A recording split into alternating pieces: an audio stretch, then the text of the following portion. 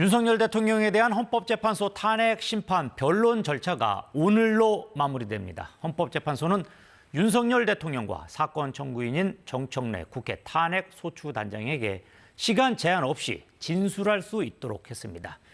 헌법재판소로 가보겠습니다. 이원희 기자, 변론 시작됐습니까? 네, 조금 전인 오후 2시부터 윤 대통령 탄핵 심판의 마지막 변론이 시작됐습니다. 시작에 앞서 국회 측은 헌법재판소의 신속한 파면 결정을 촉구한다는 메시지를 냈고, 윤 대통령 측은 사과 의사 등을 묻는 취재진 질문에 답하지 않고 재판정으로 들어갔습니다. 오늘은 국회 측과 윤 대통령 양측이 2시간씩 종합 변론을 하게 됩니다. 국회 측은 대리인 9명이 번갈아 가면서 최종 변론을 진행할 예정이고, 윤 대통령 측도 주말과 어제에 이어서 오늘 오전에도 구치소에서 윤 대통령을 접견했는데요. 조대현 전 헌법재판관과 정상명 전 검찰총장 등이 최종 변론에 나설 걸로 보입니다. 양측 변론 뒤에는 사건 당사자들의 최종 의견 진술이 이어집니다.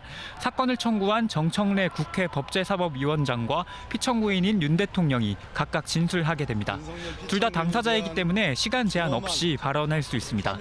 현직 대통령 최초로 최후 진술에 직접 나서는 윤 대통령이 어떤 메시지를 내놓을지에 관심이 집중되는데요. 윤 대통령은 대리인단과 상의하면서 자필로 쓴 원고를 준비한 걸로 알려졌습니다. 윤 대통령은 비상계엄이 불가피했고 정당했다는 점을 강조할 걸로 보입니다. 계엄 사태에 대해 대통령이 진솔하게 사과하고 국민 통합 메시지를 내야 한다는 지적도 나왔는데 실제 관련 언급을 할지도 지켜봐야 될 부분입니다. 반대로 국회 측 정청래 위원장은 최후 진술에 대통령이 파면돼야 하는 이유와 함께 대한민국이 어떻게 사태를 극복하고 미래로 나아가야 할지를 담았다고 밝혔습니다. 이 기자, 그럼 이 변론이 끝나면 앞으로의 일정 어떻게 됩니까?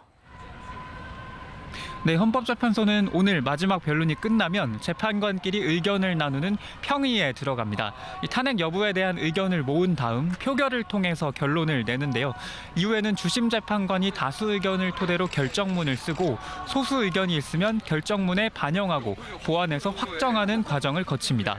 과거 사례를 보면 노무현 전 대통령 탄핵 심판 때는 최종 변론이 끝나고 선고 전까지 4번의 평의와 수시 평의를 거쳐서 14일 만에 선고가 진행됐고요. 박근혜 전 대통령 때는 8번의 평의와 평결 끝에 11일 만에 파면 선고가 이루어졌습니다. 이번에도 비슷하게 진행된다면 이르면 다음 달 중순쯤 윤 대통령에 대한 선고 결과가 나올 걸로 보입니다. 지금까지 헌법재판소에서 전해드렸습니다.